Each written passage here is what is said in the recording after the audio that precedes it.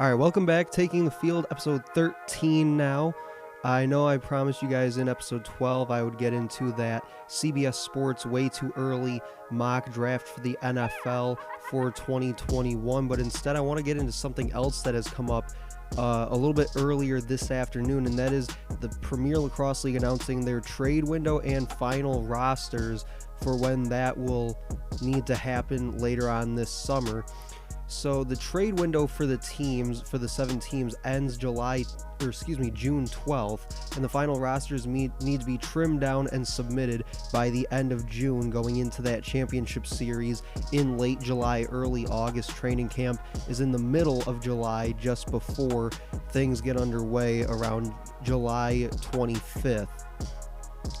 And so the Chaos have actually announced the trade of their 5th overall pick from this 2020 collegiate draft that happened about a week ago. Matt Gaudette, the attackman that they selected in the first round with their first selection, they have traded him to the Chrome in exchange for the number 17 pick, which is going to be in the 3rd round of next year's draft, which the Chrome actually acquired in the trade that sent Romar Dennis to the Atlas. So they swapped 3rd round picks with the Atlas there. Now they send that pick that they got from the Atlas to the Chaos for Gaudette. And really, when you go back and look at the draft that the Chaos had last week, and I talked about this in episode 11 of the podcast in my Premier Lacrosse Collegiate Draft recap show, is that the Chaos really were my losers from that draft after they drafted Gaudette, and I voiced some concerns about how he would fit into that offense and the way that the spacing in that offense would look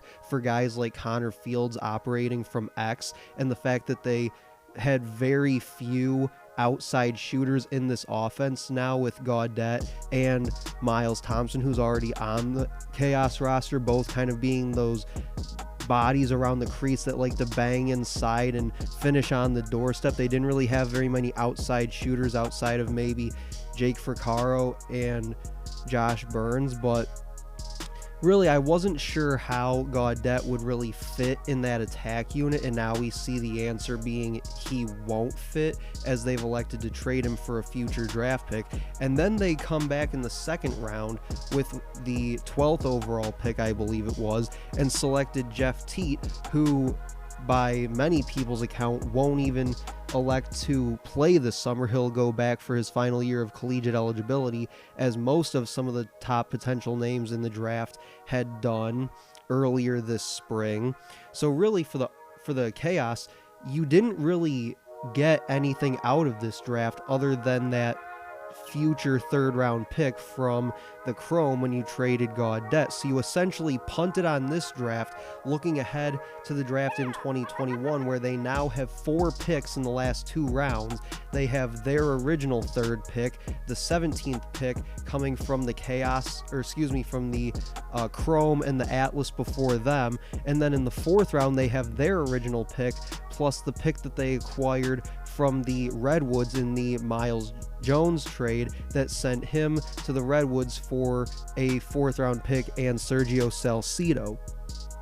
So when you really look at the off seasons for these 7 clubs, in my opinion, the Archers, Atlas, Chrome, and Redwoods all got better this off season with the moves that they made.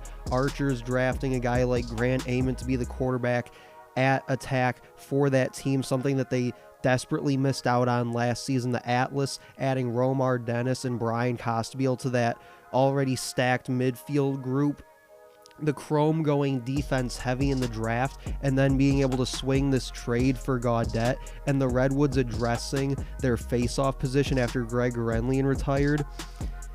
And the Chaos, as I mentioned, basically decided they're going to skip this year's draft. They're going to roll with the team that went 7-3 in the regular season last year, had the best record in the regular season a year ago, and if it wasn't for the Redwoods getting hot at the right time, probably would have gone up against the Whipsnakes in that championship game back in 2019. So they're going to go ahead and roll with the guys that they had last year and that they were able to retain going into this year's championship series. And really the Whipsnakes are what they are, and they are the defending champions from last season. And, you know, they have guys like Dylan Maltz, Matt Rambo, Burnlore, Earhart, just to name a few, those guys all being back this year with the Whipsnakes club. So you know what you're getting with them, and they will have the target on their backs this summer going into the championship series and beyond.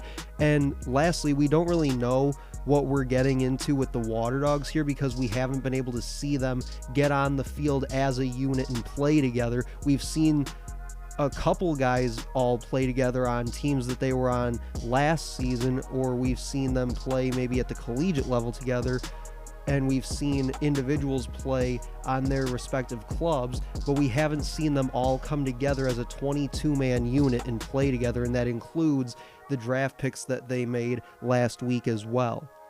So that's real quick what I wanted to hit on with this episode of the podcast, breaking down this trade window and the move that has already been made between the Chaos and the Chrome, and kind of just breaking down some of these roster situations as we move through May and into June, where some of these things will start to really take shape ahead of that championship series in July and early August. So that'll do it for this episode of Taking the Field. Make sure to like, comment, and share on this post. Let me know what you think about the trade sending Matt Gaudette to the Chrome for that third round pick. And that'll do it for Taking the Field. Thanks for listening.